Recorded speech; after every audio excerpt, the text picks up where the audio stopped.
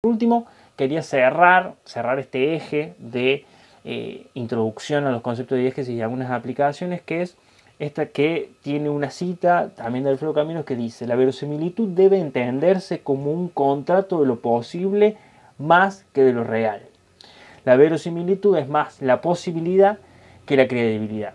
¿Esto qué quiere decir? Esto es el puntapié para el eje que viene, que es posible creer o que se asemeje a la verosimilitud que los dragones escupan fuego, que las escobas vuelen en un universo como el de Game of Thrones o un universo como el de Harry Potter. Digo porque si nosotros agarramos una escoba y queremos volar, eso no va a suceder, no vamos a volar, y efectivamente los dragones, por lo menos por lo que nosotros conocemos, no existen. Sin embargo, lo que podemos inducir a través, por supuesto, de las construcciones de la narración audiovisual en ficción y por supuesto también en no ficción, que mientras que nosotros creemos posibilidades, es decir, mundos posibles, los dragones pueden escupir fuego y las escobas pueden volar, siempre dentro de un marco de coherencia que tiene una relación directa con lo que decimos primero, con el género, es decir,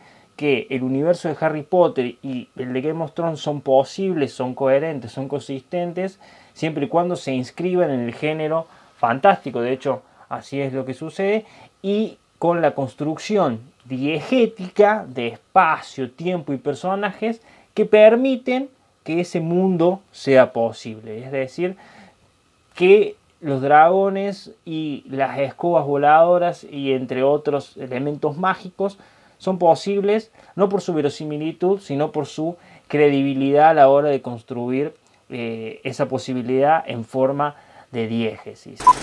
Bueno, entonces, para continuar y arrancar el segundo eje de esta clase, tenemos acá esta placa de presentación que decidí iniciar con un interrogante que dice si es posible que existan universos narrativos y diégesis en los relatos de no ficción. Esto sobre todo por lo último que marcamos con respecto a algunas percepciones que se pueden tener con respecto a el origen histórico del concepto de diégesis perteneciente a la ficción, como si eso fuera natural o propio de las ficciones, y por supuesto también con el contraste que marcábamos recién de las diferencias que existen con la mímesis, en la cual a veces eso se puede suponer que es más propio de la realidad. Tenemos entonces esta segunda parte que vamos a hacer énfasis sobre todo en la bibliografía de Escudero, que bien presentábamos al principio, y que, como verán, la placa de presentación tiene una imagen en particular que es una imagen de la guerra de Malvinas, sobre todo porque, bueno, su texto se llama Malvinas, el gran relato. En la placa siguiente encontramos las tapas de diarios sobre Malvinas, en donde rápidamente lo que podemos dilucidar, y si después quieren por supuesto apelar a su estudio, que la verdad es muy interesante y lo recomiendo, ella hace un repaso sobre cómo funcionaba el relato mediático periodístico con la construcción de los hechos en Malvinas. Muchos y muchas sabrán que la forma en la cual se dispuso el sistema mediático, que principalmente atendía a los intereses del gobierno militar del momento, tal vez no fue lo demasiado fiel a los hechos tal cual sucedían, digo, porque como sabremos, y por supuesto no pretendo abrir una discusión al respecto con esto o un debate, menos digo en estas instancias, pero por supuesto sí invitar a pensar y reflexionar. Todo el sistema mediático permanentemente juega con esos intereses a la hora de construir hechos, y lo que hace Lucrecia Escudero es analizar el discurso periodístico de algunos medios de comunicación e ir contrastando cuáles eran esas diferentes noticias que se narraban sobre lo que sucedía en Malvinas, y que después, por supuesto, muchos descreyeron o terminaron considerándose poco fieles con lo que realmente estaba sucediendo. Entonces, bueno, básicamente lo que tenemos acá son las tapas en donde la imagen positiva sobre el enfrentamiento bélico por parte de la trinchera argentina parecía entusiasmar o parecía contar que el enfrentamiento estaba siendo ganado, cuando después, bueno, por supuesto las conclusiones finales las conocemos todos. Bueno, entonces rápidamente después de esta placa pasamos a una cita directa que tienes acá al amigo, colega Feynman, en donde, bueno, hacemos una lectura rápida que dice: el sistema narrativo de la información mediática tiene el poder paradojal de poner en circulación enunciados falsos cuyo efecto inmediato es la exposición de la verdad. En síntesis, la verdad es un efecto del discurso. No nos queremos poner o introducirnos directamente en el estudio semiológico o en las diferentes postulados teóricos que existen con respecto a esta cita, que, bueno, si algunos recordarán su paso por Eliseo Verón, tiene mucho de ese contenido, sobre todo por lo que habla de que los enunciados falsos que se construyen dentro de la circulación de la información periodística terminan siendo un efecto de verdad. Lo que queremos rápidamente extraer de esta cita es que lo que prácticamente explica Escudero es que el sistema mediático, al exponer circulación de información periodística, y no olvidemos, ¿no?, entre paréntesis, el relato periodístico en su sistema mediático es no ficción. Pretende que todos sus enunciados tengan como consecuencia un efecto de verdad. Y vamos a ver un poco más adelante, de forma mucho más clara, cuáles son los intereses y cuáles son sobre todo las distinciones que se pueden empezar a generar a través de que el sistema mediático pretende, a través de la no ficción, contar una verdad, y la ficción a lo inverso, y cómo esto se va separando uno de otro con diferentes intenciones. También, con una cita de Lucrecia Escudero, es una de las más interesantes y me parece que es el punto de inflexión que podemos trazar con la etapa anterior de la clase, de la primera parte, en donde podemos leer que dice: lo que pone en circulación el sistema de información es la construcción de mundos posibles. Esto lo conectamos directamente con lo que planteaba Alfredo Caminos en el libro, en el material de la cátedra, en donde suponía que la construcción de verosimilitud en la ficción o la construcción de diégesis, por lo tanto, no tiene que ver mucho con la verdad o con la verosimilitud, sino con la credibilidad y con la posibilidad, es decir, construir mundos posibles. Bueno, acá, como si fuera en conexión las teorías, Lucrecia Escudero dice algo similar, y lo que propone básicamente es definir que el sistema mediático y su, en realidad, estrategia narrativa dentro de la no ficción utiliza la suposición de los efectos de la verdad, pero en realidad tiene la posibilidad de construir mundos posibles, es decir, construir hechos que no fueron tales y, a través del efecto de la verdad, por supuesto,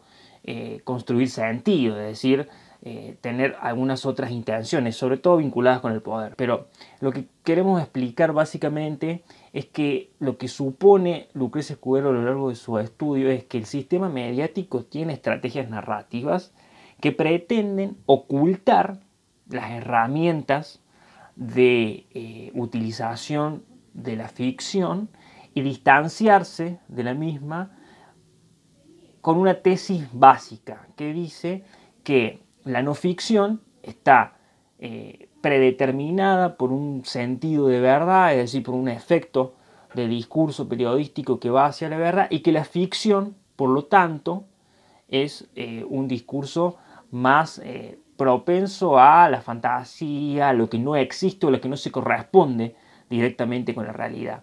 Básicamente lo que propone es un contraste fuerte entre el dispositivo narrativo de los medios, que directamente dicen que un medio de comunicación y un discurso periodístico se corresponde con los hechos de la realidad, y que la ficción automáticamente no. Para continuar y no ser demasiado denso o complejo con el campo de la semiología o con lo que expresa más bien Lucrecia Escudero en el campo del análisis del discurso. Vamos, por ejemplo, a definir con un ejemplo. Tenemos la imagen, ahí me parece que es muy elocuente, de Orson Welles. Me imagino que todos y todas deben conocer la historia, o por lo menos la historia más especial de Orson Welles con respecto a el periodismo o con respecto a lo que venimos narrando. Orson Welles protagoniza un hecho muy particular, que es la narración de la Guerra de los Mundos, que es un texto literario de ficción, y lo que hace es, a través de la radio, es decir, un medio de comunicación que dentro del género el cual inserta su relato es la crónica, es decir, un género de no ficción, narra en formato periodístico un hecho literario de ficción, que es falso, o que podemos suponer que es dentro del género de lo fantástico, porque se trata de una invasión extraterrestre. Entonces, lo que hace Orson Welles, y que sobre todo genera un efecto, que es la consecuencia, que es lo que trasciende la historia, es narrar que hay una invasión alienígena y que eso está sucediendo en tiempo real, y lo está haciendo a través de un medio de comunicación masivo como la radio en aquella época, que era trascendente y era influyente sobre todo para los públicos. Lo que sucede automáticamente es que parte de la población se altera, existen casos de suicidio, de caos en las ciudades, e incluso llega a alertar al Estado, es decir, que el gobierno toma acciones con respecto a lo que sucedió. Por supuesto que Orson Welles posterior admite que todo lo que estaba sucediendo no tenía que ver con un hecho real, y sobre todo por la característica de la ficción, y sobre todo porque cuando arranca la emisión, sobre todo para los oyentes que tomaron la transmisión después de su inicio, él aclara de que es la adaptación a una obra de ficción, pero que bueno, la trascendencia que tuvo, y principalmente prestemos atención a esto, solamente porque adaptó el relato a un género que no era ficción, es decir, a un género periodístico, generó ese efecto. Bueno, entonces, como podíamos ver recién, rápidamente podemos sacar alguna conclusión un poco más detallada que define un contraste entre el análisis riguroso científico que hace Lucrecia Escudero sobre el relato periodístico de los hechos ocurridos en Malvinas, en donde las estrategias narrativas de los medios de comunicación era utilizar recursos de la ficción para contar hechos que no se correspondían directamente con lo que estaba sucediendo, y que luego eso se comprobaría. Y por otro lado tenemos un relato un poco más anterior a lo que sucedió en 1982, que es el relato de Orson Welles, en donde inversamente utiliza al género de no ficción y a sus propiedades, a sus herramientas, es decir, a la crónica periodística, para contar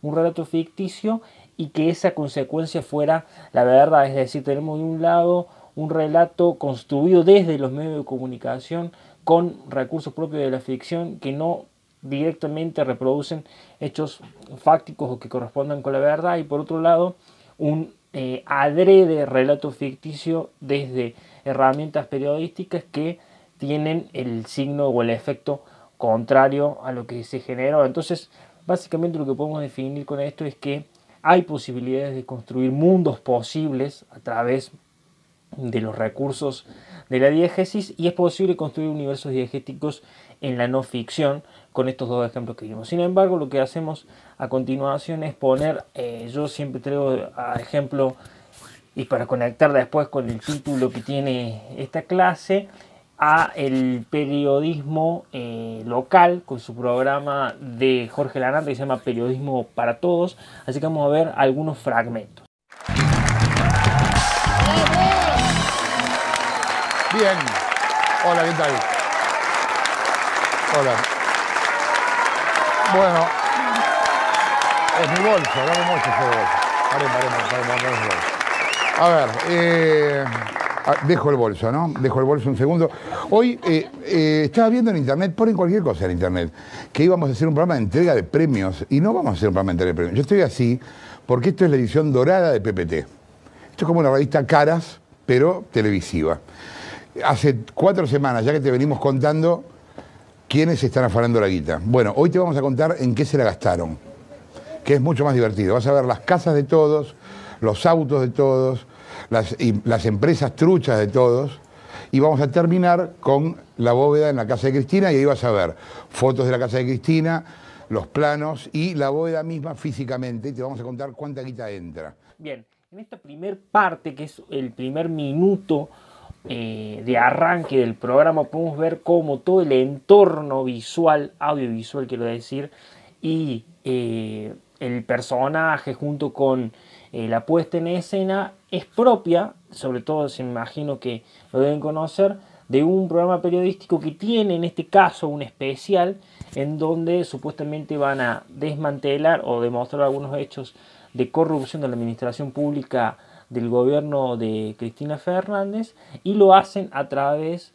de algunas estrategias narrativas que apelan por un lado al humor y por otro a elementos propios de la ficción y que no son tradicionales en el género periodístico. Por supuesto que podemos notar el diseño de vestuario, es decir, es como una gala la demostración periodística que van a realizar, objetos como el bolso, que fueron parte de las investigaciones o de los objetos que terminaron conformando una trama dentro de lo que se consideraba la corrupción de la administración pública del anterior gobierno. Y de alguna manera podemos notar también en la rutina, es decir, en el discurso que realiza Jorge Lanata, que también hay elementos que construyen una diégesis desde otro género que muchos en el humor lo conocerán como el stand-up, ¿no? Entonces, esa mezcla de géneros y de estrategias narrativas dentro de un programa periodístico de no ficción es lo que estamos tratando de analizar. Vamos a ver algunos fragmentos más. Vamos por entrar en comunicación con el canciller poco diplomático, con Héctor Timmermans, que parece que le va a mandar, mire, está por mandarle en este momento en vivo un mensaje a los cancilleres de los paraísos fiscales. A ver, miremoslo juntos. Llegó justo. ¿Estamos grabando? ¿Estamos grabando? ¿Estamos grabando o no estamos grabando? Ah, sí, graba. ¿Y por qué no me avisás la Perdón, graba.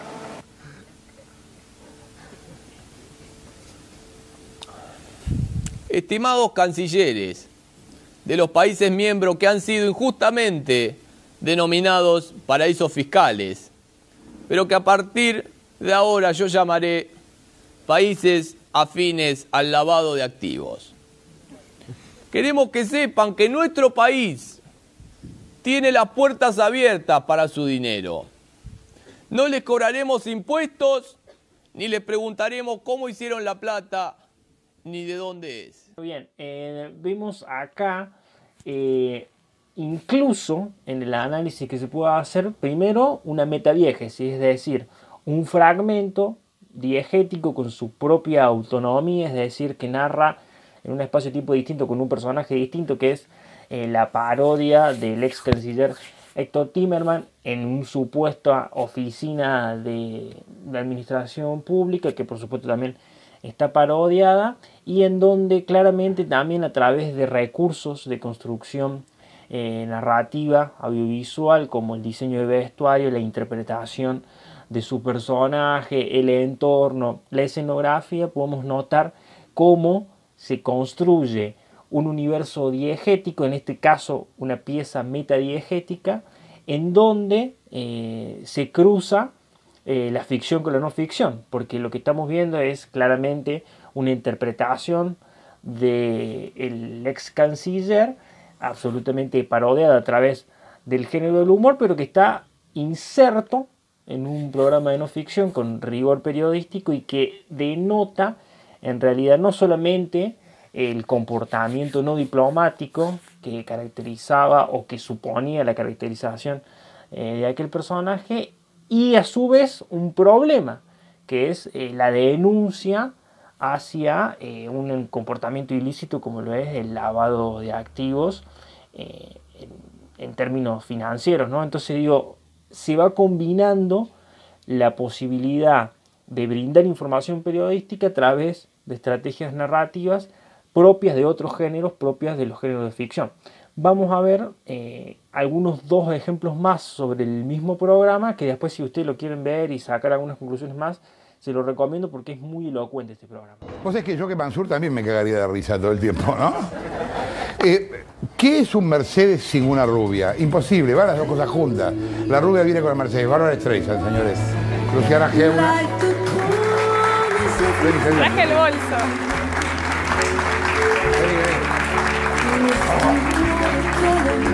Bueno, a ver.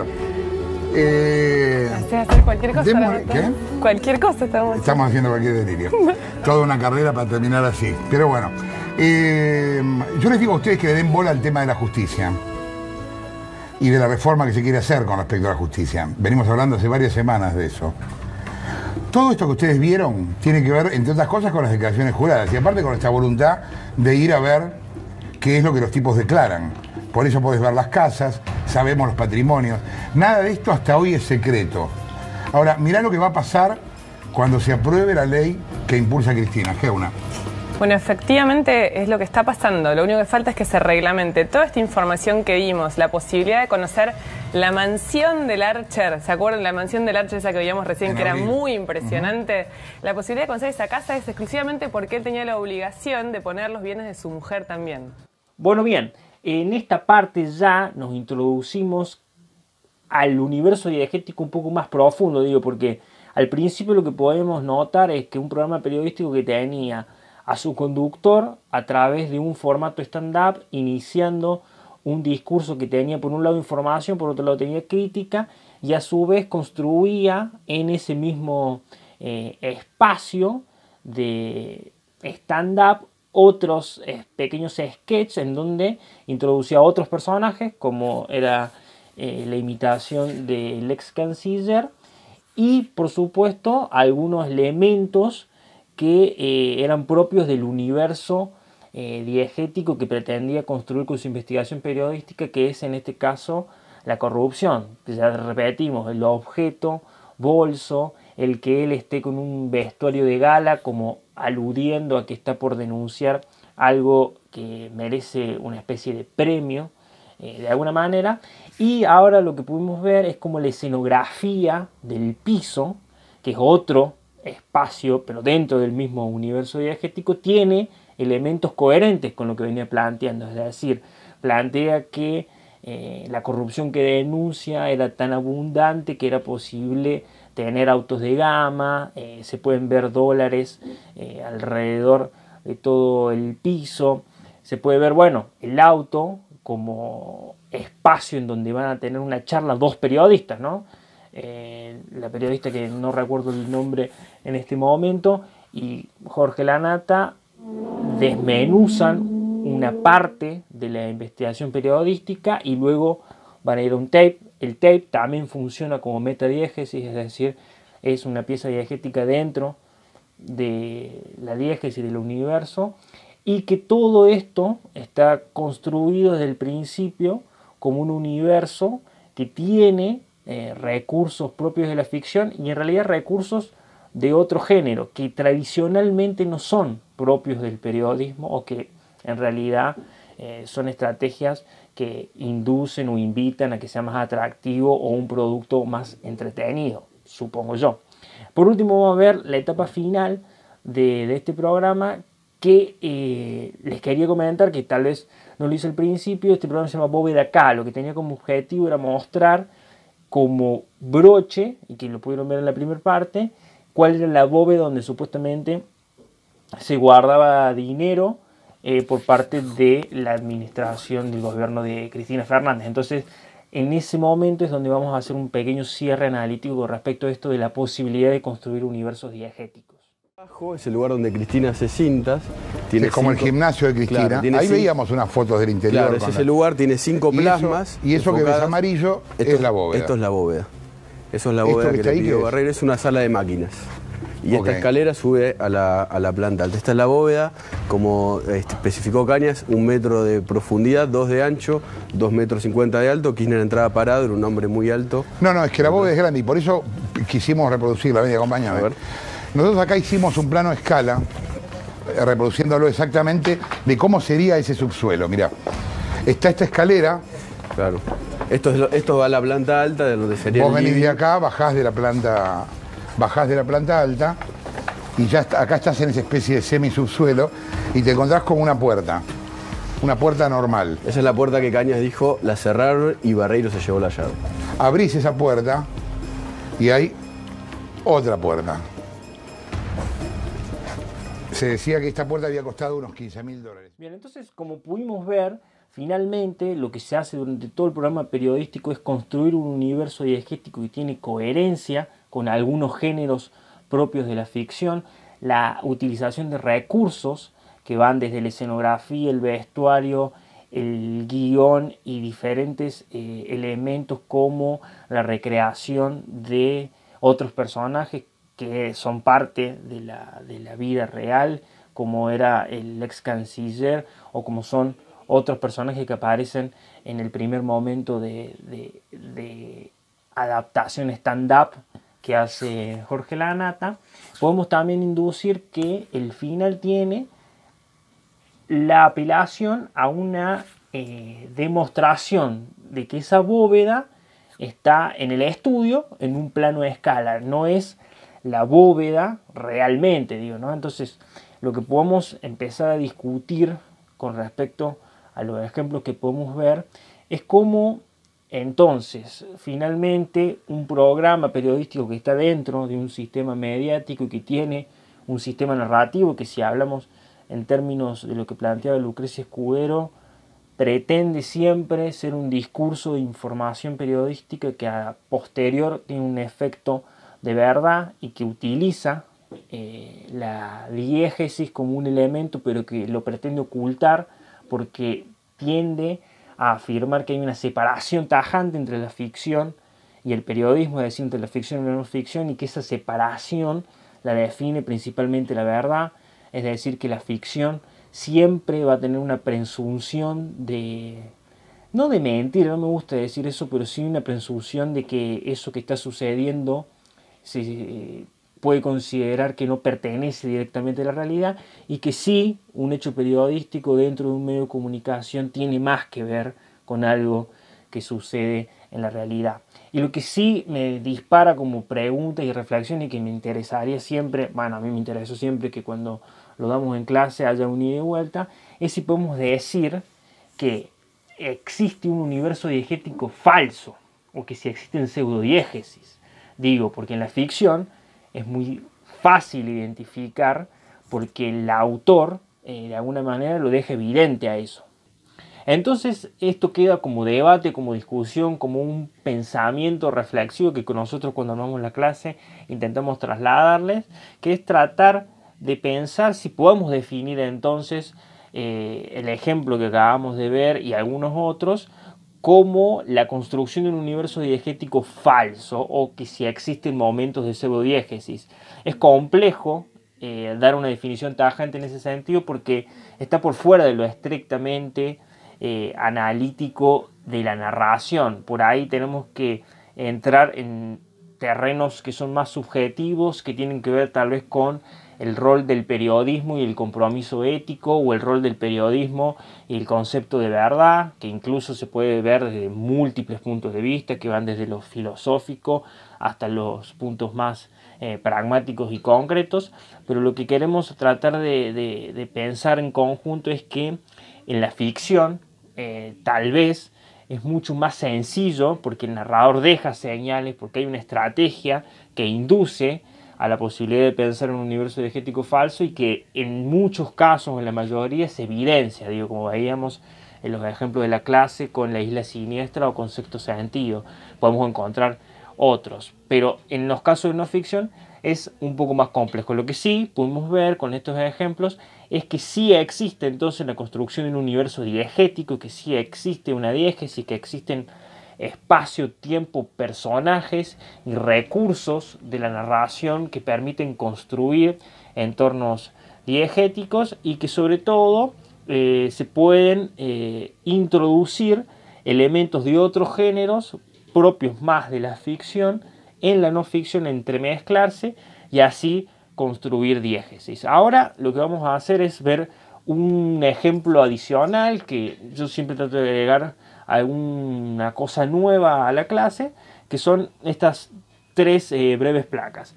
Este es el título de un documental, digo, porque estuvimos viendo análisis de no ficción, particularmente en el periodismo. El documental es un género también de la no ficción, que se llama Al filo de la democracia, que estuvo nominada a los Oscars en la última edición de los premios 2019, y es de una realizadora, Petra Costa, que básicamente analiza diferentes momentos políticos de la historia brasileña. En particular destaca el gobierno del PT, de Lula y Dilma, y la principal crítica que realiza a lo largo de todo el film es cómo los movimientos políticos de diferentes sectores han diluido el concepto de democracia o lo han fragmentado progresivamente hasta llegar a la actualidad con la presidencia de Bolsonaro. Principalmente hace énfasis en una crítica a los sectores opositores del PT, a pesar de que en algunos momentos